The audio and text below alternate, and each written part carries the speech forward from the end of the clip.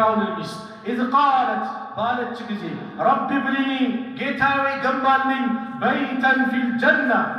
رب ابن لي عندك ካንተ ዘንድ ገንባልኝ بيتا ቤትን ይሄ የፊርዓውን እንጻና አይደለም አንተ ዘንድ ጀነትን የሀብታም ሚስቱ ናት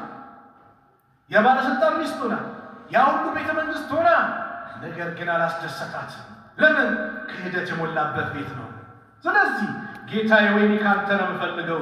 بيتا في الجنة ونجني من فرعون كفرعون نجا بلن أدنين وعمله كمسر سرا كمدف سرا كجنبت ككفر نجا بلن ونجني من القوم الظالمين النزيون كبدن يجزبن أدنين بلا دعاء دمجت مجاهد يتفسير لقناتشو سيفسروا منال فرعون آسيا يامنت يونا ندونس يوك جزي أي كتو قطعت نبري قطعت በአራቱ አቅጣጫ አሰራት ሁለት እግሮቿን ሁለት እጆቿን ወጥር አድርጎ አሰረ የስቃይነት ያዘምባት ነበር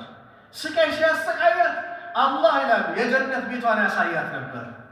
አንተ የሆነ ህልም ላይ ሆነ በጣም ደስ የሚል ህልም ላይ ሆነ ሰው ሲቆንጥ ምን ሲል እንኳን አይሰማም እኮ ለምን አንተ በቃ ሌላ ዓለም ላይ ያለው አላህ የጀነት ቤት ያሳያት ነበር ያው ስቃይ ሲያፈራርቅባት ፀሐይ በረሃ ላይ አድርጎ ነበር ጥላ አላህ ያደርግላት ነበር የገደላት ቋጥኝ ድንጋይ ነበር ለቆ እንድትሞት ያደረገው እሱ ከመግደሉ በፊት አላህ ያሲያን የፊርዓውን ሚስት ያችን አማን ለአማኞች ተምሳሌት ሆነችዋል ሩሃን አስቀድሞ ወጣው ሩሁ የወጣ ሰው የሞተ ሰው ብትቆርጠው ምን ብትለው ይሰማል አላህ ባሪያው እንዴት እንደሚከባከባይ ونجني من فرعون وعمله